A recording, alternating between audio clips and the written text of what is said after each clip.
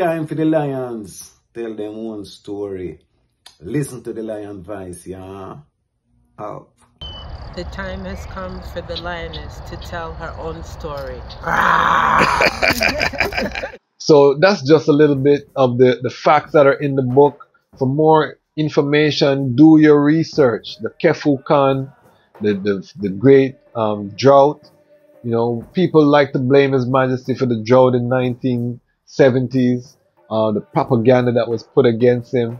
But if you don't know about the Kefukan, and then you can see after in the 80s that's another massive drought, then you would know that there's only so much that can be done. When His Majesty opened his borders for foreign journalists, the hope was that they would be doing it to bring support to the country.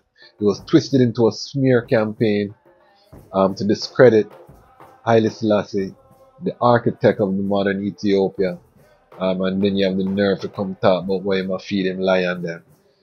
This is a disrespect that you get, you know, when you follow your purpose. So as the Rastafari man standard, just know that when you're on your purpose, they come with the BS sometime, and we have to be able to stand up.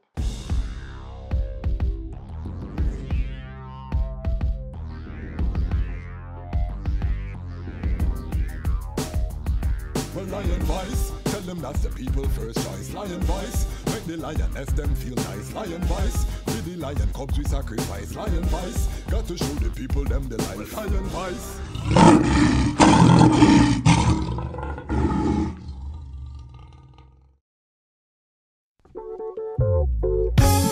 Well, from to us a son was born and a child was given, and the government shall be upon his shoulders, and his name shall be called the Wonderful Counselor, Everlasting Father, the Prince of Peace. Them call him Lidj Tafari. When he was born, rain fall from the sky. Them call him Lidj Tafari. When he was grown in airplanes he fly. They call him Lidj Tafari. The lion break the chain, weep not, don't cry. Them call him Lidj Tafari. Read the Revelation chapter 5 verse 5. Then born near the city of Harar, the inspiration for Bob Marley's guitar. People crowd him like some big superstar. It no matter if England or Cote d'Ivoire, no matter if you're brown or black like Qatar. Haile Selassie I fi end all tribal war. Time fi gather Mount Zion, fi drive solar car from the car straight to Zanzibar. Who we are, the sons of Lidj Tafari. When he was born, rain fall from the sky. Lidj Tafari. When he was grown in airplanes he fly. Then Lidj Tafari. The lion break the chain, weep not, don't cry. Then Lidj Tafari. Read the Revelation chapter. Greetings in that divine name of His Imperial Majesty, Emperor Haile Selassie I. Glory and honor in the name of his chosen queen, Empress Waziri Menen. My name is Kwasi Bonsu, aka Dejazmatch Kwasi, aka Ras Kwasi, aka the Reading Ras, aka the Panafrican Happy Man. I'm an entertainment attorney, I'm an author, I'm an artist, I'm an actionist, and right now I'm the host of the Lion's Voice. Welcome to the Lion's Voice Network, and welcome to the Lion's Voice. I want to just take time before I do anything to big up the Lion Pride. Big up the Lion Pride on Patreon. How do you become a part of the Lion's Pride? If you subscribe, you're part of the Lion Pride. So big up all of the Lion Pride. I just want to say forgive I and I that I may have noticed some shifts in the release schedule. We try to keep something consistent, but Lion Law we haven't recorded in some time. I just recorded a couple of episodes, so we're gonna start getting that forward again. I've been traveling. I'm fresh forward from the Habesha Leadership I Treat or Sipsaba. We don't say retreat in Rastafari because we don't retreat nor surrender. We say I treat or we say Sipsaba, which Sipsaba coming from the Ethiopian word, Amharic word for meeting or gathering. We had a leadership gathering to plan out the next 5 years of Habesha. Many of the items know I'm a board member of Habesha. Just launched the KWASI project in 2022. So now we're moving into the operations phase, into interconnecting and again building out the ecosystem for Habesha. So Habesha will be doing a lot more content focus in line with what we're doing here on the Lions Voice Network. So you're going to be seeing a lot more of Habesha programs. The urban agriculture movement down south is one of the amazing things that is happening through all of what's happening. And I interviewed my brethren Ras Kofi on one of the episodes. You can see we went to his garden in Atlanta, but all over the south, farmers, black farmers rising up on the land. It's a beautiful thing to see. I feel proud to know I have brethren and sisters that are farmers. If America drop down tomorrow, I can jump in on my vehicle and drive south. I mean, no, so me amongst a community of farmers. So that's so crucial anywhere you are. And that has to be part of the Rastafari man standard. We're going to talk about that in future episodes. But all of that to say, it is July, family. So you know what that means. It means that we are taking time to examine the birth of our Blessed Majesty Lidj Tafari McConnell for this entire month on the Lions Voice Network. We are giving you content related around the birth and the origin story. I am an author. I wrote Haile Selassie I, Ethiopia, The Rise of the Priestly Warrior Kings. This is volume 1. And this is a story about the birth of His Majesty all over the world on July 23rd. Rastafari community celebrates His Majesty's birth. Just as the Christians would celebrate Yeshua on December 25th. Rastafari will celebrate the birth of His Majesty on July 23rd. But we do it with praise and thanksgiving. Naya being the eyes is, some 12 tribe of Israel usually have some shows or dance or some celebratory occasions. And things have sprung up all over the earth. July 23rd is the first day of Leo. So you're entering into the house of the lion in the astrological heavens.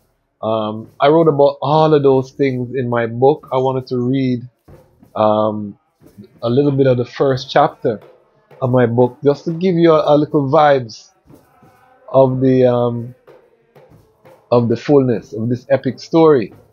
So today's episode, I want to talk about the great famine that struck Ethiopia prior to the birth of His Majesty. This is one of the seminal aspects of the birth story that we talk about. 3 years of drought that almost crippled the land of Ethiopia. It was at a very delicate time. Emperor Johannes had just been murdered, killed on the battlefield, defending Ethiopia against a jihad invasion from Sudan. Died on the battlefield. Emperor Menelik rose to power. And this was a terrible, so you had war, followed by famine, followed by pestilence. You had typhoon. You also had the Italian cattle virus, a rinderpest that came in through Eritrea, that ravaged through the nation, the livestock. The Ethiopian oxen had no natural defense for it. It said that 90% of the cattle in the country perished during this famine. 1/3 of the people died. You had massive upheaval, people leaving their ancient homes, migrating Tigray. These provinces were decimated. Emperor Menelik marched the army, was about to march an army to Tigray to put down any rebellion from Emperor Johannes' son Ras Mangasha and the famous General Rasta Lula. And he had to turn back because Tigray was so ravaged he couldn't sustain an army marching in there, and they had to ensure Shawa could manage. This famine is not talked about enough. So this famine was called the Kefukan, or the evil days. And One of the reasons that I could write my book like an epic fantasy like Game of Thrones or Lord of the Rings or Marvel Universe or DC Universe or all of these things that people watch, one of the reasons I could write it is because of these type of historical facts. You know, His Majesty, who would be the protagonist in a fiction novel, born at a time where it's ending a famine with falling rain, and his first cries are drowned by thunder. You know, and I have connected the dots that's most likely one of the reasons Ras McConnell gave him the name one to be feared or respected, because you can imagine when thunder clap, especially after a drought, no rain for over 3 years, and then thunder and lightning start clap and lightning start dancing at the sky, and you have your little baby boy, one to be feared or one to be respected, one to be revered. You have to try put yourself, no, it don't mean say it go so, but I'm saying we can take license, historical license, and connect some dots and present the facts beside each other and let the reader draw the conclusions. But I want to read the first chapter, or from the first chapter. I'm not going to read the whole thing. Buy the book just so you can get an idea how we open, how we set the stage. And the first chapter is entitled The Evil Days. And we quote first from Isaiah, "For unto us a child is born, unto us a son is given, and the government shall be upon his shoulder, and his name shall be called Wonderful Counselor, the Mighty God, the Everlasting Father, the Prince of Peace." And, we use that to kick off the book because all of those titles were given to this same baby boy that I wrote about in this book. Put aside if you think he is whoever you think he is, this, that, all of these titles were given to him. So we present the facts, let the people come to their own conclusions as they want. Some people burn up Bible, they don't want to hear nothing about that. That's their prerogative too. They come to another route. At the end of the day, every knee shall bow, every tongue confess that he is who he say he is, which is the King of Kings, conquering Lion of the tribe of Judah. It says, "His first cries were drowned by thunder. Thunder signaled the triumph of his birth. He lived. He survived the perils of childbirth. All his brothers and sisters had been miscarried, delivered stillborn, or died shortly after their birth. 8 children conceived, 8 lives claimed. The angel of death would not claim this child. No one witnessing his birth could have known his battle against death was only beginning. However, in this moment, the moment of his birth, he was victorious. Death did not prevail. The woman who surrounded his mother, the hundreds of people who anxiously awaited his arrival, were witness to a thunderous welcome for the boy child. Their anxiety was partially because it was believed that the boy's mother's previous misfortunes with childbirth were caused by a curse. Almost immediately after his birth, the baby boy was taken from his mother to distance him from any curse that may have afflicted her.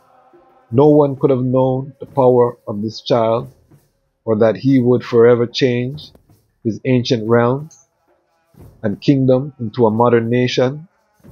No one present could have known that he would inspire billions of people, be praised as a living manifestation of the Almighty, hated by some as a tyrant, or that he would forever change Africa and the world.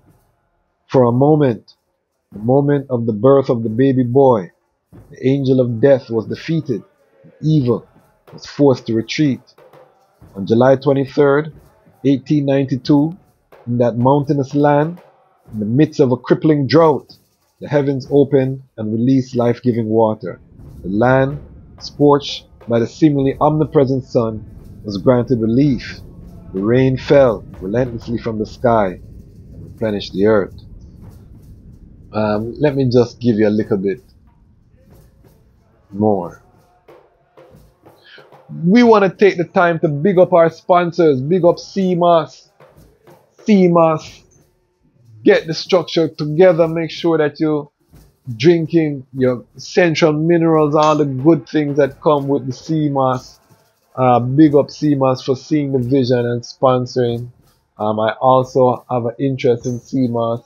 The company is so beautiful, I said let me invest some resource and time into making this thing global. So big up CMOS, big up Ramia King Design with the tumblers, again, hot, cold, liquid. I have my Emperor when I'm working. It really helps store the liquid, keep the liquid at the temperature that the liquid needs to be. It comes with a straw too. Send them an email, visit the Facebook, support.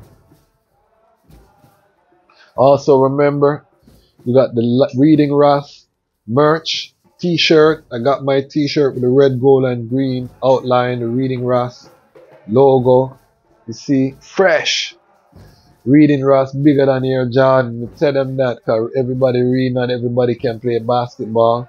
Delusional? Let us see with time. I like to say aspirational. We have to reach for the number one if we ever want to attain it.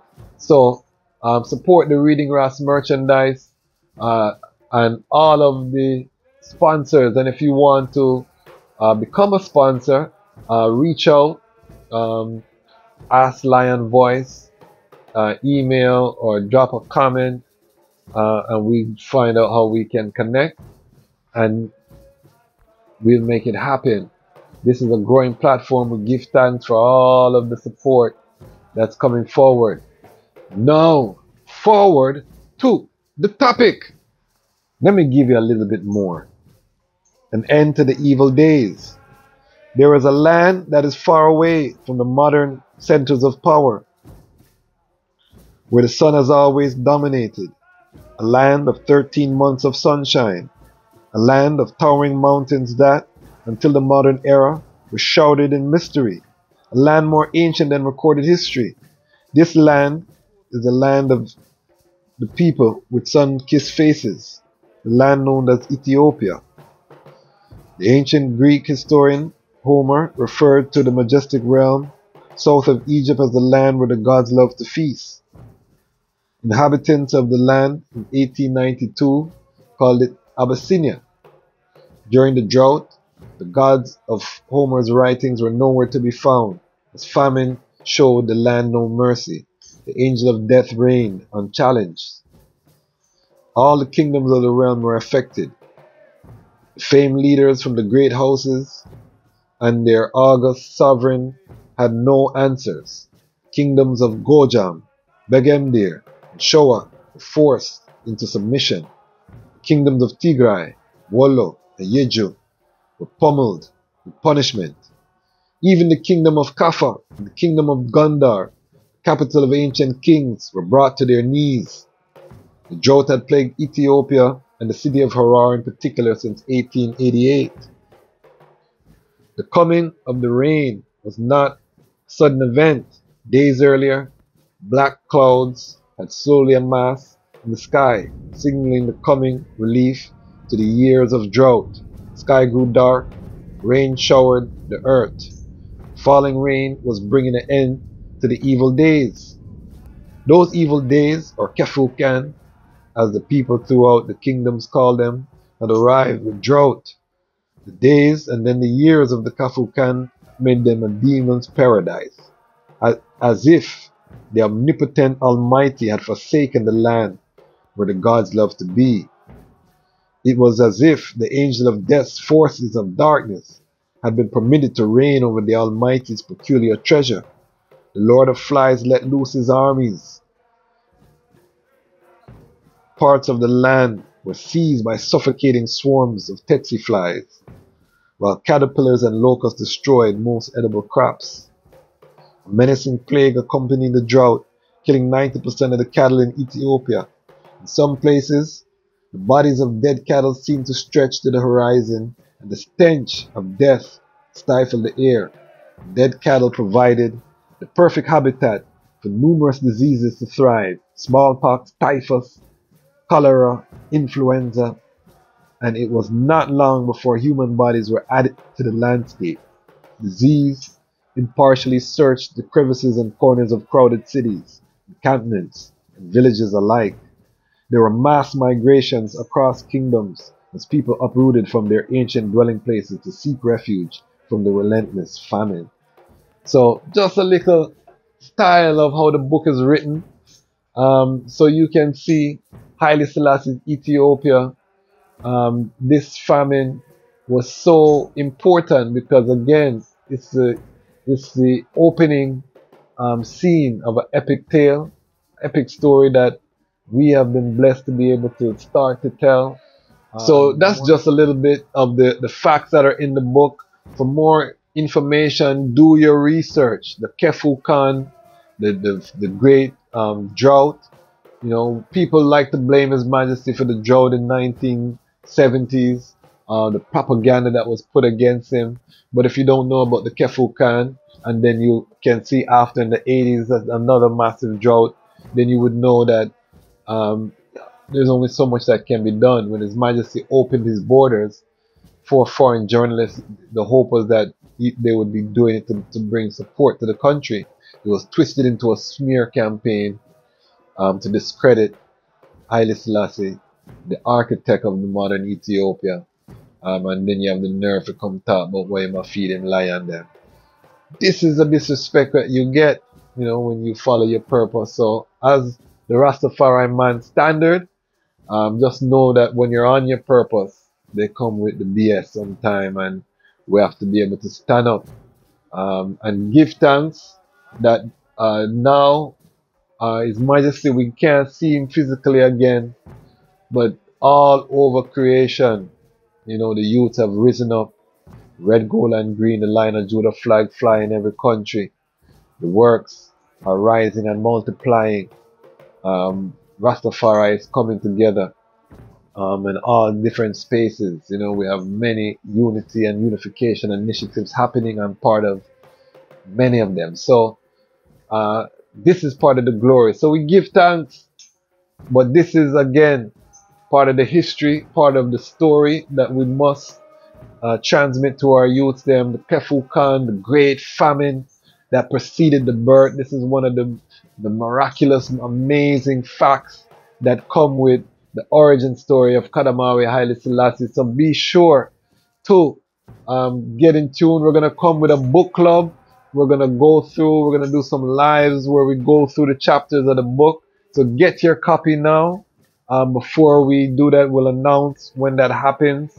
We'll have panels of people talking about the book. You can follow along, ask questions. We'll do some live streams, a whole series of things around the book and content around the book here on the Lion's Voice. So get your copy so you can be a part of that. It's going to be full. We're going to do some deep dives into Ethiopia, Pan-African story, and how we can connect the dots as we move forward to repatriation and the ultimate liberation and unification of the African continent and diaspora. Big up. I want to start writing volume 2, but we're going to need to build up financial resources because I want to, for volume 2, be able to actually go to Ethiopia and do some research at the university and at certain places. So the more you support the channel, support the Patreon, the quicker we can get a volume 2 going. And remember, we are building the Lion Pride on Patreon. Big up all of the Lion Pride on Patreon who have invested in the platform and building up the platform. We have big plans. We want to create animation, feature films, all of those things off of the life of His Majesty to teach the next generation.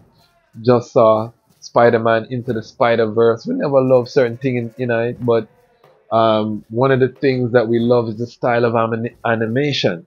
And we think, what could we do if we were telling our story, Rastafari, African stories with this level of animation, how we could really penetrate the youth them and create great entertainment. And that is, you know, part of my mission here, building this platform. The Lion's Voice Network is to get to that level where we can produce. We're going to build a production studio in Africa. So following this channel, you're going to follow that journey. How you see I right now is not how you will see I in 10 years. Just know that. So big up everyone. Again, it's July. The Earth Strong of His Majesty is around the corner. We have some special content that we're planning for that timing. And again, we're just trying to ensure that we can do the best thing that we can do. Why? Because the time has come for the lions to tell our own story. And this is the Lion's Voice.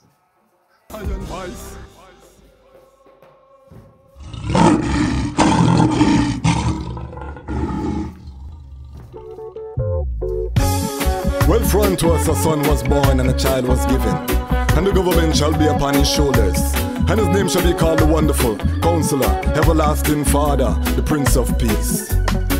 Them call him Lidj Tafari. When he was born, rain fall from the sky. Them call him Lidj Tafari. When he was grown, in airplanes he fly. They call him Lidj Tafari. The lion break the chain, weep not, don't cry. Them call him Lidj Tafari. Read the Revelation chapter 5 verse 5. Then born near the city of Harar, the inspiration for Bob Marley's guitar. People crowd him like some big superstar. It no matter if England or Cote d'Ivoire, no matter if you're brown or black like Qatar. Haile Selassie I fi end all tribal war. A time fi gather Mount Zion, fi drive solar car from the car straight to Zanzibar. Who we are, the sons of Lidj Tafari. When he was born, rain fall from the sky. Lidj Tafari. When he was grown, in airplanes he fly. Then Lidj Tafari. The lion break the chain, weep not, don't cry. Then Lidj Tafari. Read the Revelation chapter 5 verse 5. Royal governor from the age of 13 years. Leave the palace, fi go back in a school with him peers. He's the head without fear, he's one to be revered. When them call his name, then the heathen scare. Plus the priest concerned, and him teachers concerned. Cause all this little youth want fi do is just learn. But he wait his turn, till him turn the Dejazmatch. The people rejoice when him crown as the Rasta call him Lidj Tafari. When he was born, rain fall from the sky. Then Lidj Tafari. When he was grown, in airplanes he fly. Then Lidj Tafari. The lion break the chain, weep not, don't cry. Then Lidj Tafari. Read your Revelation chapter 5 verse 5. Well, Rasta call a meeting with all him general them. Say him funeral a come, and him have something fi tell them. Him say, we fight together since the days of Adawa. Him say, protect my son and help him unite Africa.